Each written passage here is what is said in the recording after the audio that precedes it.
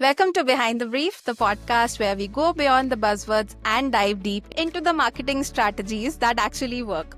I'm your host, Shruti, and today's guest is a marketing powerhouse who knows how to turn ideas into action. She's someone who helps startups scale from 0 to 1, and not just with fancy strategies, but by creating real, impactful content that actually gets used. Whether she's sketching out a new campaign, powering through a workout, or baking the perfect batch of cookies, Richa is all about execution, and if you are someone who has ever stared at your content in drafts, wondering how to make it actually work, then this episode is for you. Welcome to my show, Richa. Thank you for the lovely introduction, Shruti. I'm very happy to be here. We are on absolutely different parts of this planet and sharing very different time zones, but I am very glad that marketing brings two new folks together, and I'm happy to chat about the rest of the stuff with you. Thanks again. I love that. Yes. Okay, so today we'll be talking about making content that connects, converts, and most importantly, gets out of your draft folder into the hands of your team and customers.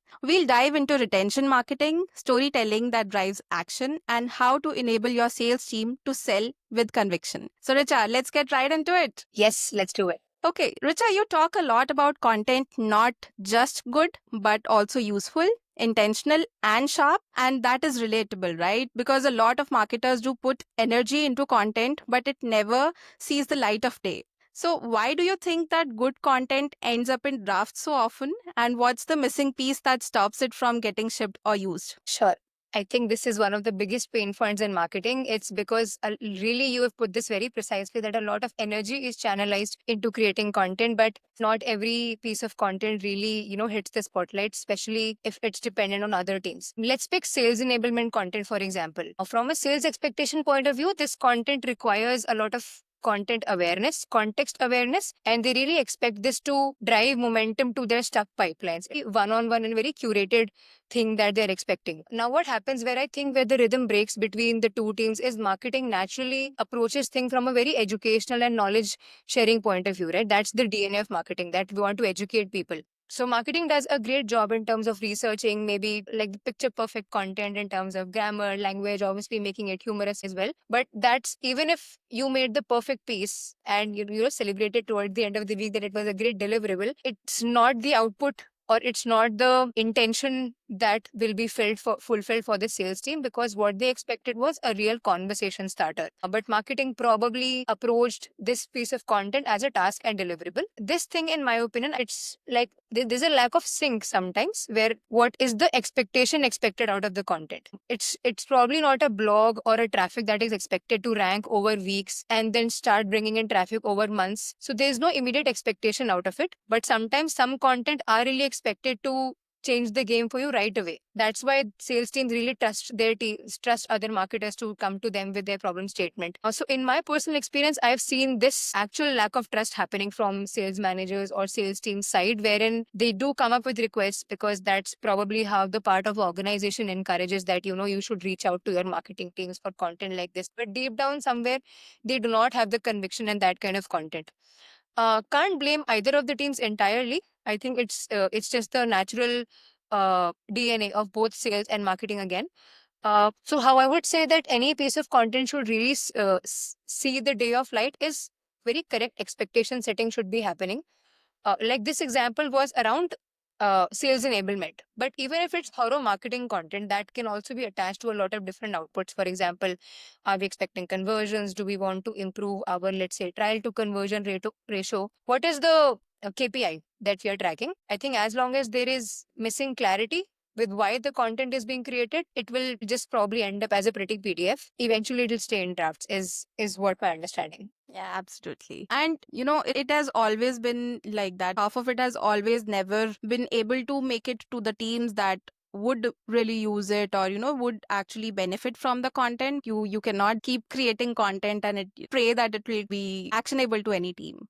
That's the point. Yes, I think after a point, once you just spend a few years in the industry, you just realize that It's not about deliverable anymore. Everything is supposed to meet certain KPIs. It's just not just sales that is responsible for bringing in revenue. If marketing is not enabling sales, then you are just like literally probably just writing for the search engines or maybe anything else. So you will realize eventually that's not going to help. Exactly. So, what's one thing that a team can do to actually stop that? Like, should they just stop creating content? That depends on whether the content strategy is coming from marketing upfront related to their specific plans or whether it's being requested by another team. When it's, let's say, when it's an intra team thing, I would suggest, I think there is probably no marketer on this planet who creates content mindlessly. A strategy is always involved. Good for them if they are Yeah.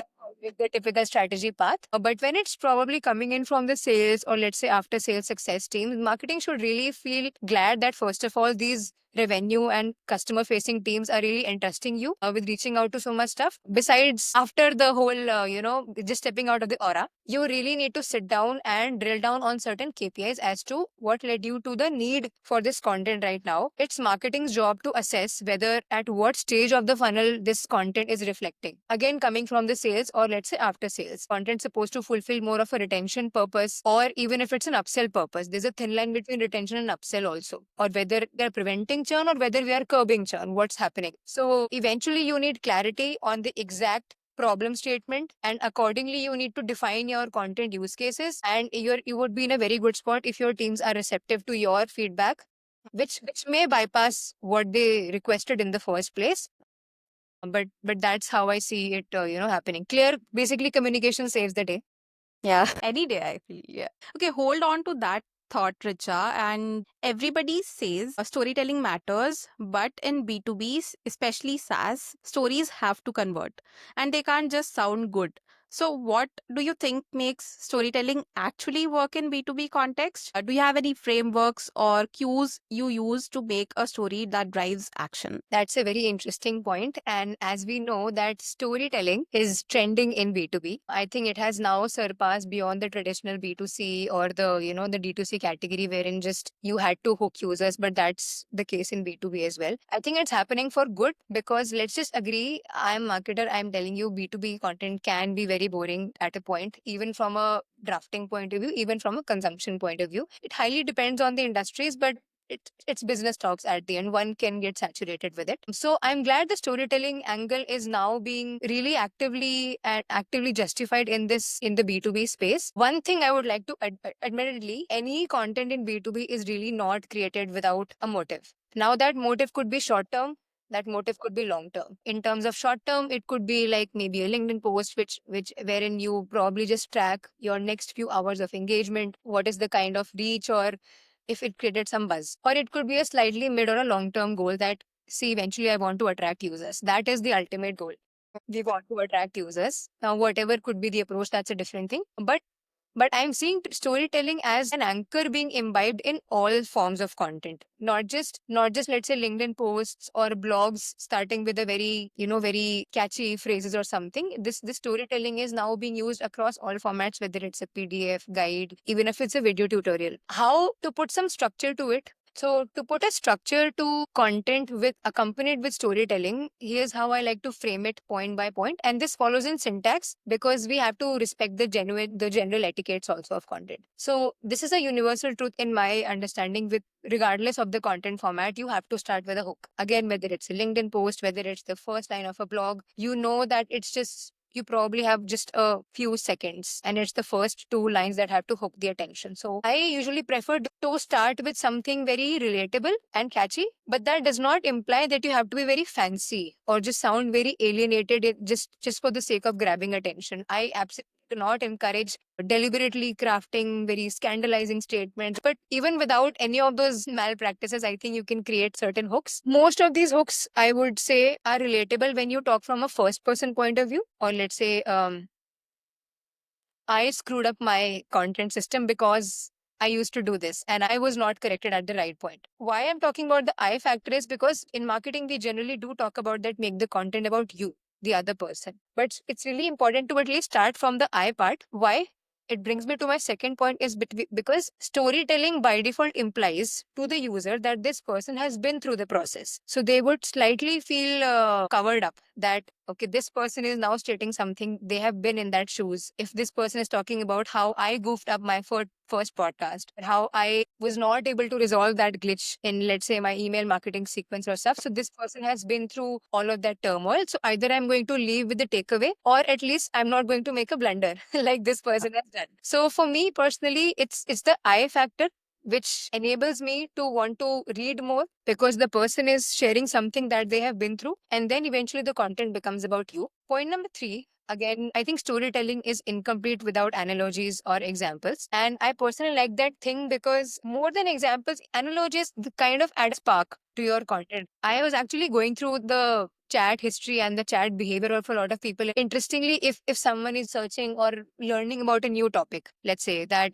what is vibe coding, everybody's follow-up question is, give me an example of what is vibe coding. So this was like a voila moment for me, that people do want examples even if the most simplest definition is given to them. Coming on to point 4, I think stay concise, brevity always. It's very easy to get carried away. Being verbose in dialogue, it might be tricky because we really can get carried away in our dialogue. But when it comes to writing, we have the luxury of trimming things out. I understand as marketer, it's just sometimes you're very attached to even certain words. It's difficult to trim them out, but you've got to do that, right? And finally, this probably pertains to the first point, as to the first question that you asked, that see, content doesn't need to be pretty or engaging. It has to be actionable also. So even in the storytelling format, there has to be like a soft CTA towards the end. The purpose of narrating the entire story to get your message through that content piece eventually is to make that person do that action, because see, already you are safeguarding them through the storytelling net, that see, I have done all the due diligence for you. So yeah, if I conclude, it's,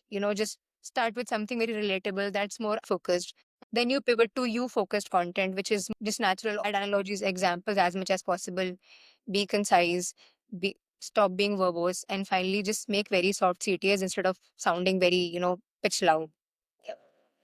I think the short things really capture a lot of attention, and same goes for TikTok and Instagram Reels as well, right? Because the 15-second attention span is the one that you have to hook your customers or your readers. I think that's the way to actually hack into your customers. I personally noticed that no matter how nice or even personalized messages I'm curating on LinkedIn to connect with my, let's say, other founders that I can work with, it's really the short ones, the witty ones, and some messages with a certain personality that are really engaging or compelling responses from the other person, even busy founders, rather than something that I probably thought was super cool or, very personalized. Relevance over personalization, number one, and brevity for sure. Yeah, Right. very spot on. Just like Apple likes to do their headlines. Exactly. I think coming to the context straight away saves you a lot of time building that context sometimes. Correct. Yep. Okay, so moving on to one of your biggest strengths is making content that doesn't collect dust. Sales decks get used and funnel emails get sent. So, how do you ensure content is both actionable and easy to use, especially for PMMs overwhelmed with building docs, enablement folders, and of course, making pretty sales decks? Do you have any suggestions for us? I have tons of examples around this, because really when you work on the core product marketing stuff, superficially it appears like that you are responsible for, again, pretty product decks. You just boast about your features, slightly touch upon the benefits, which should be the other way around ideally. But it's not just about shipping collateral. Everything, like I mentioned earlier, I think any piece of content without an action without the opportunity to compel an action is useless. And again, no content, no marketing content in the B2B world is created without a purpose. No matter how much we talk about just giving, there is always a motive attached to it. It could be, it's always a nice one that you want to engage with us. Actionable is something when you are really relating to the pain point of that person, but not exactly just because your feature or your product maybe solves that, or maybe it probably results in a very powerful headline. I tell you, like personally, I'm seeing a lot of case studies, or even any other use case driven content. They are not sounding like 400% growth in ARR, or we added 1051 new leads with this approach. Your content has to be really believable and relatable now. You're probably on cloud nine if you're really generating those 400% growth and 1051 kind of leads, but admittedly, I don't think that's the reality case. So it's fine to stay grounded, to stay very reasonable. I can vouch for the fact that it does not require very fancy or Superman quality numbers to really just to grab attention of those people. It's more about credibility, it's more about intent, and it's more about relatable factor. You eventually have to generate intent in the other person, and intent will eventually come through how genuine your content sounds and how credible your facts and numbers are. So it's like a cycle. There is too much stress deficit out there, there's too much attention deficit out there, so I don't think I can waste my time and content real estate and gamble my chances with such content which I think I only won't believe in the first place. Yeah, it has to be believable. You can boast about 400% growth on the demo call or whatever part, because if it's really the case, but I think marketing is about enabling conversations. It's not about making a conversion right then and there. So you have to make certain sacrifices in your content also. Right. And that's why the concept of funnels exists, right? Like it starts from a larger funnel and then it comes down to a funnel that's more refined, that's more aligned to your business values as well and the customer expectations as well. So I think that's why we stick to funnels and not start converting people in the first meeting that we are having with them. Right. There's a certain etiquette attached to each part of the funnel. You've got to engage at certain part. You've got to answer or maybe even advocate at a certain part of the funnel. And really, you will get the opportunity where you get to convert, but you've got to respect that cycle. Exactly. So let's shift to retention because marketing doesn't end at acquisition, of course. And you have worked with product and sales led teams, and retention sits in the corner. So, what's your approach to product adoption in the first 30 days? I'm sure there are so many marketers just like me out there who really want to have some sort of framework, some sort of nudge to bring users to value fast. How would you do that? I like this question very much. And 30 days is really a sweet spot. It's a long enough time for users to decide that, screw it, I'm either going to delete my account or just not log back in ever, or good enough amount of time for the product to prove its value that it really promised in the first place. So the gravity of 30 days also kind of depends on the kind of product and the use cases the product solves. The more complex a product is, for example, something very vast as HubSpot or Salesforce or like a CRM, it would almost take a quarter for a team to decide whether this is the right fit for us or not. Or it could be something with a very specific use case that, hey, you want to, export bulk lists based on whatever ICP based data that you have filled. So that can depend. But if I have to find a middle ground that, as a product marketer, you have got 30 days to compel more product adoption in your early users. It's a combined effort between product marketing and marketing. One thing very upfront, you can just do whatever thing possible, incentivize as much as possible, discount as much as possible, or even give stuff for free. If the product is not solving what it promised in the first place, if the product team is not setting standards up to that level, you eventually are going to lose no matter how pretty emails you can send out. So assuming that you are in a really good spot, that you've got a very cooperating product team, what an amazing product, and now thankfully you are in a position that you've started acquiring your new users. I start with a very basic etiquettes first. I think this is happening globally, but just you have to regard this point is certain, let's say, automated communications are a default expectations by users, like those very bare minimum stuff like, hey, thanks for signing up, or these are your login details, or the basic, password reset due diligence, those kind of transactional things. I have seen a lot of teams giving up after that point. I personally, as marketers, we keep exploring products. At least sign up on 5 new tools every other day. And I'll tell you, 90% of them, I really leave after a point. And like, I have a personal lag that I need to delete my account, because what's going to happen is this product did not solve my problem, but now I'm a part of their email list. So I'm happy to receive emails if had you really justified your promises, or had you really owned to your the value proposition that you gave. But assuming besides all the transactional part, after just setting the to and fro, sending out a couple of emails, 30 days is a really long period to still keep your users hooked. See, through your product in the first 2-3 days, they will eventually realize whether this is working for you or not. I think if someone is sticking around for 2 to 3 days, that's like a good signal. You can always track through events like how frequent does this person log in? Have they been really acting upon the solution, the features that are, let's say, available in the free model? or again, depending on the scope of what your product solves. I personally, this is something that I've implemented personally in the past. The main KPI for this effort, that why we are prioritizing the first 30 days, why we are curating so much experience for our new users for 30 days, was we wanted to improve our trial to conversion ratio.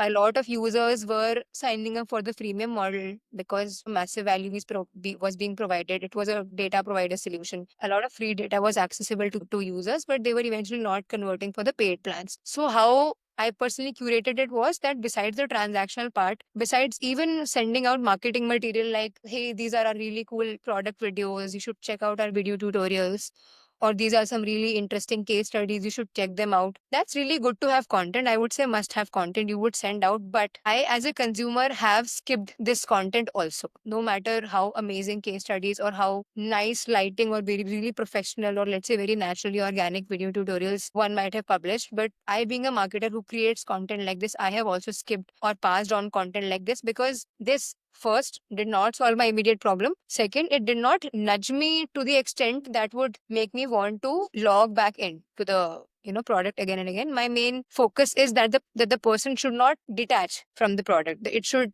stay first to their mind. So I always like adding a touch of humor in the person's life gradually through regular communications, at least through people signing up. You now have the luxury that those people have given you the permission to send them emails. That's one of the biggest challenges that we solve. So why not utilize that? If just constantly education is fine, but see, nothing works without fun. There's just too much attention deficit. Everybody is bored, everybody is saturated. Even with education also, everybody is overwhelmed. People need Exactly. breathers, right? So I would definitely advocate adding some fun element. It may or may not exactly advocate the features or the end benefit. So I probably sound like a very simple nuance that, what's the big deal in word of the day? But there is a company there's a product which has been sending me word of the day since the last 8 years in my inbox. And I'm not promising that I read it every now and then, but it still stays on top of my mind that I remember the name of it. There could be other tools that I don't. Similarly, I really like this thing that Notion and another tool called Streak. Streak has really evolved as like a full-fledged CRM for Gmail. I always specifically use it for a very specific use case, which was to track opens and like create public view links of email threads. There's just so many email trackers like MailTrack and stuff like that out there, but I never even dared or cared to switch from Streak is because they pinpointed the right use cases to me. By use case, I mean that something like really we do on a day to day job. Everything does not have to be a case study. Sometimes you can stick to very small use cases, things that can be done in, let's say, I like to call it 2 minute job. Anything that can be done within 2 minutes. So there is less scope of procrastination. Hence, you will not delay that task. Hence, you will at least consider using that tool to get that 2 minute job done. So that are my 2 cents around how can you drive more adoption. Just to summarize, point number one was the basic transactional communications have to be there. It's a very basic thing, but you can't compromise on that. But that's a default expectation by most users. Number two, add a sense of personality to your content. I personally see that happening through humor, some kind of either witty factor. Even if I have even ran cadences with memes. Like our audience in one of my previous companies, our audience was sales professionals. So we used to send cadences around what happens in sales rooms, goof ups or memes or anything. Even it was silly, but I actually noticed it had better open rates. And sometimes we used to even receive response which were not in context with the product, but maybe one joke was responded to with another joke. So that one thing led on to another.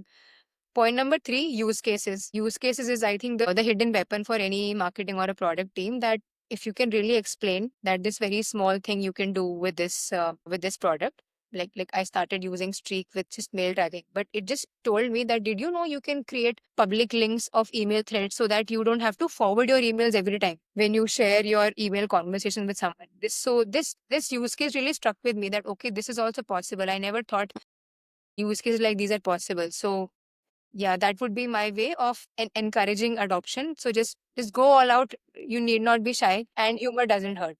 I can get that. I'm sure some industries accept adding that tinge of humor into your communication channels. And if you have cracked that for your particular industry persona, I think you should definitely stick to it and see how it works. Certainly, industry plays a very massive role. I will not probably advocate this idea for, let's say, cybersecurity or an e-discovery platform that is meant for HR leaders who are supposed to investigate people. But if you're really dealing with more warmer or light-hearted industries, majority of it is, either you are targeting founders or VP of sales or marketing leads.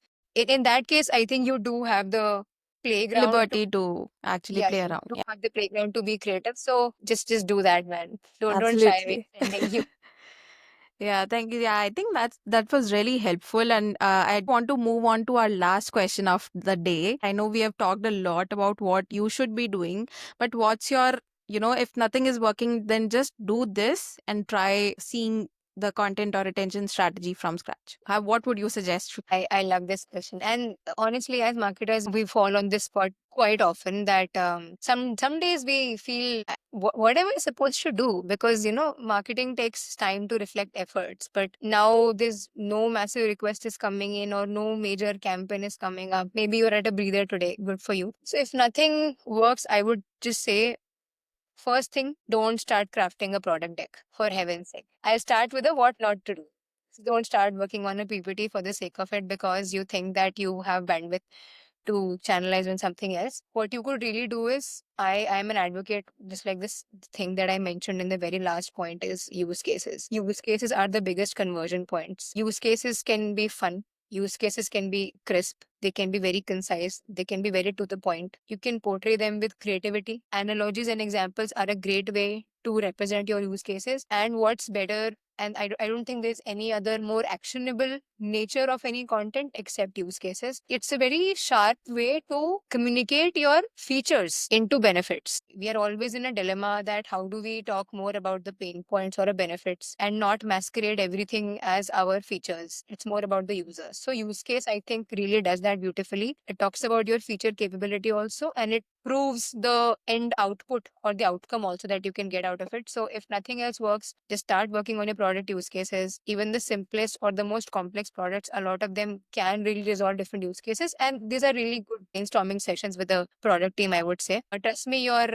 sales team, your success team is going to love that because they would love to use these bite-sized content for their regular interactions with their respective customers, or let's say pipeline folks. Absolutely. I think this is very helpful. Thank you so much, Richa. And just one last plug. Where do you want people to reach out to you and pick your brain on some things? Just let them know what's the best platform to reach to you. I think LinkedIn would be the best platform to reach to me. I am /Richa -for-growth. I'm happy to drop my link to my LinkedIn chat. Besides that, my email is richa.growth@gmail.com. And I'm always up to chat about product marketing, content, and everything happens in between. Always up to chat about that. And that's a wrap on today's episode on Behind the Brief. Huge thanks to Richa for bringing the valuable insights and reminding us that marketing isn't about doing more. It's about doing the right things that drive results. Thank you so much, Richa. Shruti, I love always talking about marketing and product marketing stuff and a little bit of nudge of sales in between. Marketing is incomplete without sales. So thanks for having me, and it was super interesting chat. I'd love to chat again. Yes, absolutely. And if you enjoyed this chat, don't forget to rate, review, and share it with someone who's stuck in draft mode instead of execution mode. See you next time.